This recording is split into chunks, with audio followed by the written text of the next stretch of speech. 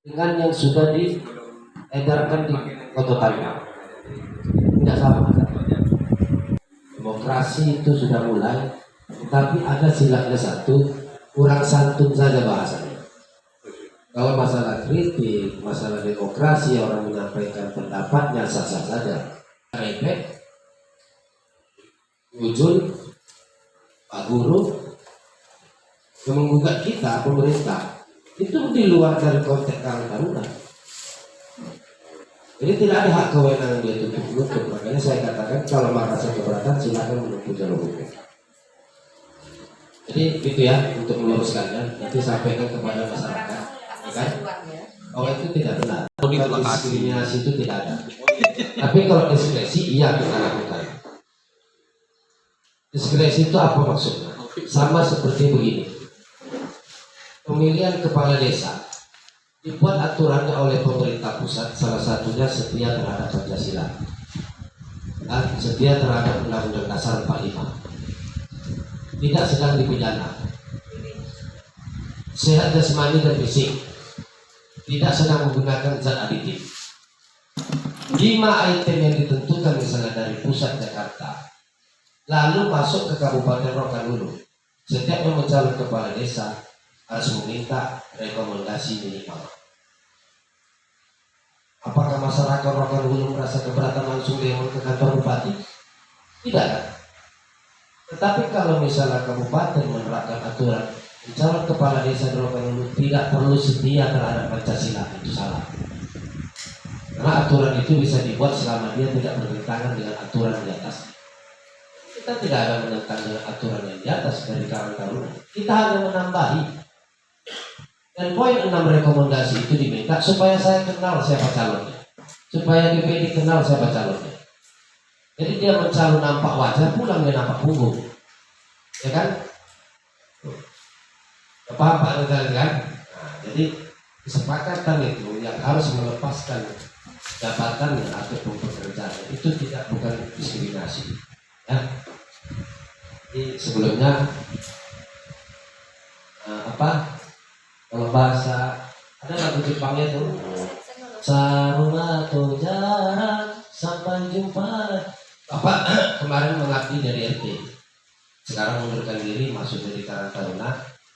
Harapannya yang benahi nanti kalau menjadi terpilih, dan kami juga dari pemerintah mengucapkan ribuan terima kasih atas pengabdian selama ini. Ya. Lanjut kita RT. Pertama pada Seluaga sama siapa? Ya. Ini punya pertama Pak Winca. Apa langkah awal yang akan Bapak tempuh? Jadi langsung saja langkah awal yang akan kita lakukan yaitu kita akan mengumpulkan anak-anak pemuda ini, kita serap aspirasi mereka. Kalau yang sudah saya dapat di lapangan yaitu untuk anak-anak remaja masjid minta dikembangkan kembali, mereka meminta dibuatkan UKM usaha. Jadi di situ kita nanti kita serap dari mereka apa-apa yang mereka inginkan untuk usaha. Karena anak remaja mungkin selama ini yang sudah saya pantau, pernah saya tanya kepada remaja mungkin, kalian di Palestina diserang oleh Israel, sibuk minta sumbangan. Memang betul, pahalanya sangat besar saya bilang.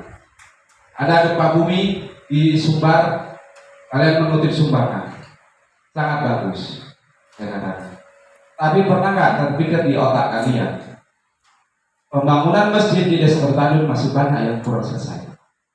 Apakah tidak pernah terpikir dalam di benak kalian bagaimana membantu ketua BKM di Desa Bertanjung kita ini untuk menyelesaikan masjid kita yang belum selesai? Jadi makanya dari situ saya mengambil inisiatif, kita kembangkan mereka dari usaha-usaha menengah seperti pelatihan menjahit. Jadi nanti kita ambilkan itu nanti beberapa anak-anak perempuan di desa kita tadi untuk latihan jahit, dan nanti kita lupain sekolah-sekolah terdekat kayak SMP 5, SD Negeri, MI, TK, PAUD, kita ambil tendernya. Kita bawa nama Karang Taruna. Jadi mereka bisa menghasilkan uang. itulah nanti itu kemenangan mereka. Jangan selama ini mereka minta uang, kita kasih uang. Itu mengajari mereka bodoh. Sama dengan anak atlet poli selama ini.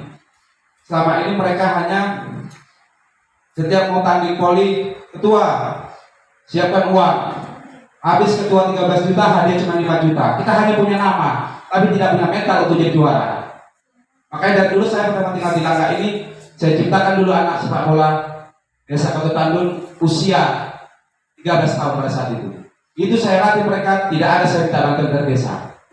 Itu alhamdulillah mereka sudah juara 2 di Tandun. Bahkan untuk mewakili Tandun mereka sudah main di Kabul pada saat itu. Jadi tahap awalnya kan saya tadi, langkah saya tadi itu akan saya kumpulkan mereka ini, saya tanya mereka macam mana ke depannya kita mau memajukan desa kita ini. Sekian, terima kasih. Assalamualaikum warahmatullahi wabarakatuh.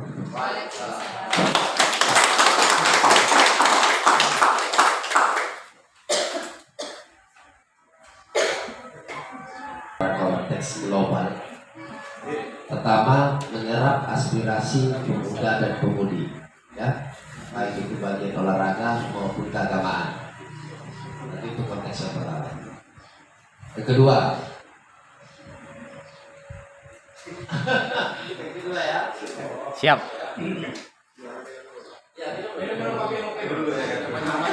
Ada 3 kali. Jangan tegang. Santai aja. Udah agak goyang tadi.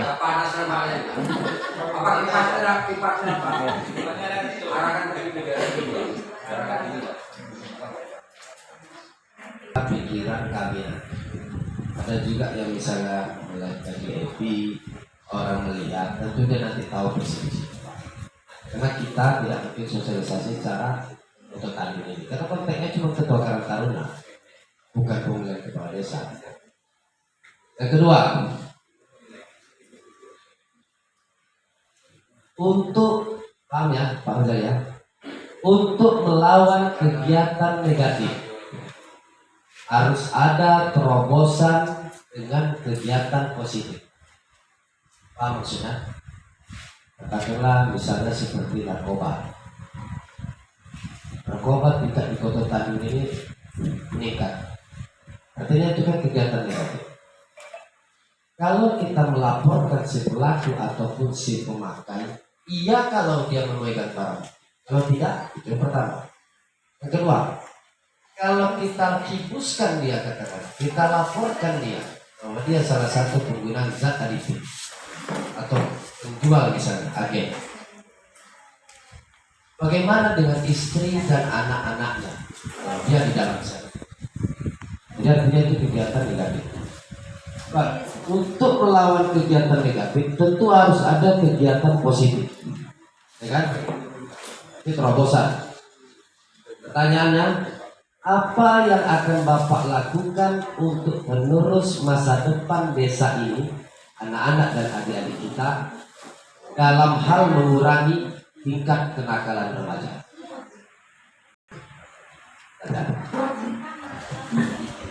Baik, langsung saja. Sesuai dengan visi misi saya tadi, Pak, dengan kita tingkatkannya olahraga, di situ akan berkurangnya tingkat pikiran negatif kepada seseorang. Begitu juga kita akan mengaktifkan remaja masjid, kita akan banyak melakukan kegiatan positif di situ. Seperti tadi itu kegiatan sosial, sebulan sekali kita akan melakukan kegiatan sosial. Minggu ini kita gotong royong di makan kilo 10. Minggu besoknya kita ke Sukajadi. Minggu bergilir. Jadi kita aktifkan juga mereka untuk mencari bibit-bibit muda, seperti pelatihan sholat jenazah, imam, penceramah, muazin. Karena yang saya lihat untuk di dusun 2 itu tingkat kesadaran untuk keagamaan tadi sangat tinggi. Karena bisa saya pantau selama saya tinggal di Desa Batu Tandun, itu aja orangnya udah tua gitu, Pak. Ya, kita kan memikirkan penerus. Seandainya yang tua-tua itu sudah nggak ada, siapa besok yang menjalankan? Siapa besok yang jadi imam?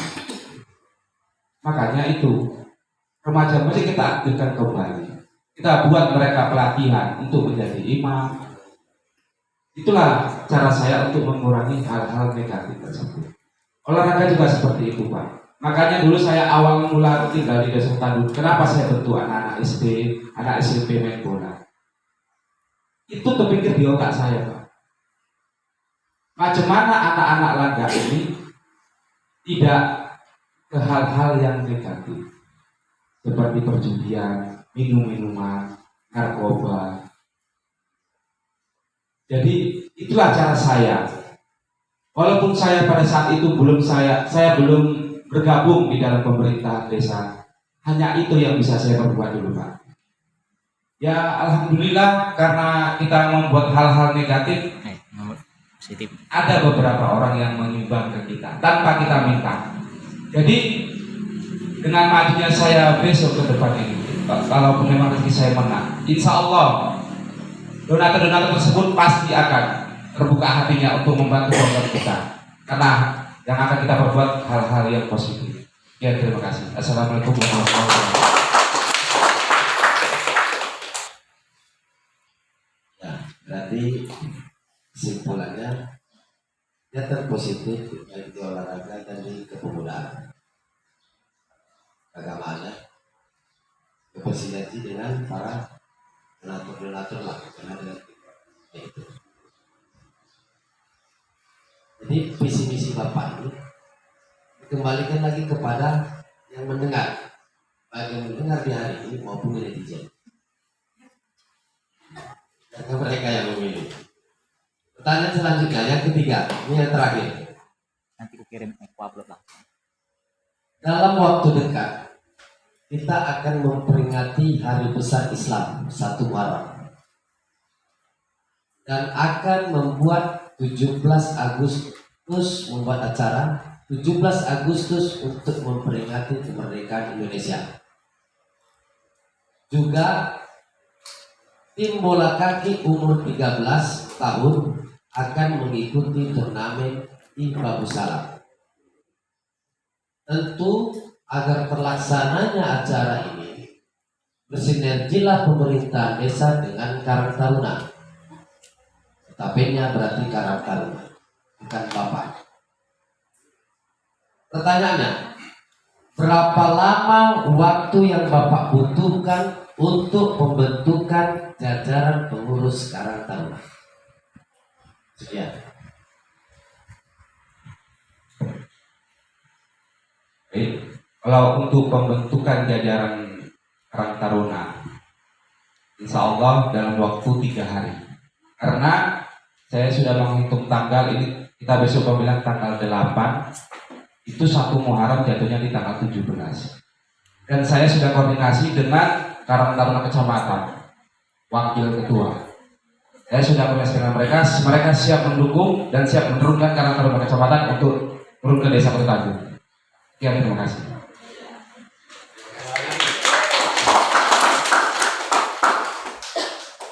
Ya, jadi kita sama-sama dengar ya visi misi maupun kita sudah mengupas akal dari yang akan dilakukan tujuannya. Mungkin di sini ada ini PPD belum nambahin 1 atau 2.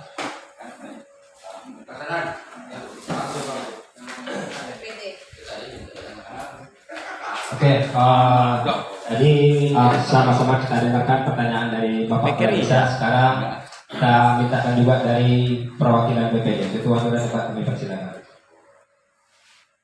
Terima kasih. Langsung aja ya. Pertanyaan sederhana.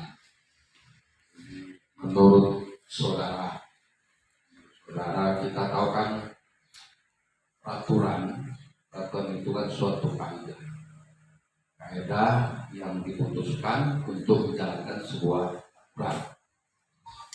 Menurut pendapat saudara, ketika peraturan itu sudah diputuskan melalui jalur dan jenjangnya, dalam artian dalam suatu musyawarah, forum resmi dan formal, putuskan sebuah peraturan. Bagaimana pendapat Anda dengan aturan itu. Silakan. 3 menit aja. Baik, kalau masalah aturan Pak,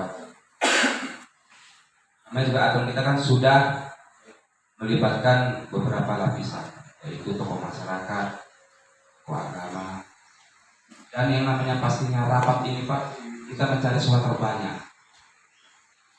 Bukan kita sepihak, terkecuali aturan tersebut itu diadakan hanya 3 atau 4 orang.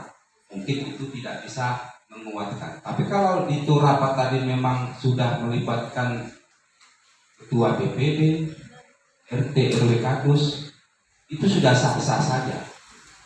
Karena apapun ceritanya yang namanya rapat kita mencari suara terbanyak. Walaupun kita tidak setuju dengan aturan tersebut, tapi kita akan mencari suara terbanyak. Dia harus legowo. Itu gunanya kita rapat tadi itu. Walaupun memang kita keberatan, ya saat rapat itu kita sampaikan kita tidak setuju. Walaupun toh ujung-ujungnya ya memang suara terbanyak. Jadi ya apapun ceritanya hasil rapat tersebut, tetap saya akan menerima keputusan rapat tersebut. Ya, terima kasih. Terima kasih Pak, kata situ saja. Tapi jangan nanti dipersepsi gara-gara ada di Facebook ini. Saya nggak ke situ ya. Karena calon ini bagaimana pendapatnya tentang aturan yang saya sepakati. Itu saja. Dan sudah dijawab, ya kita sendiri aja yang menyimaknya masing-masing. Pak Rojali. Kan calon kemarin, ada saya. Saya tuh merasa udah di atas angin. Dan merasa di atas angin. Dan ternyata saja gitu ya. Ternyata menang cuma 4 suara. Saya nggak mengkaji dia dulu. Ini saya hanya mencontohkan kepada Bapak. Bagi calon, jangan pernah merasa dirinya menang. Pengalaman saya. Kedua, jangan pernah merasa punya basis. Karena ketika kita berleha-leha kita sudah menganggap menang, tidak ada lagi rasa perjuangan itu tidak ada lagi. Saya sudah tenang kok, duduk-duduk aja di rumah. Sementara yang lain bergerak terus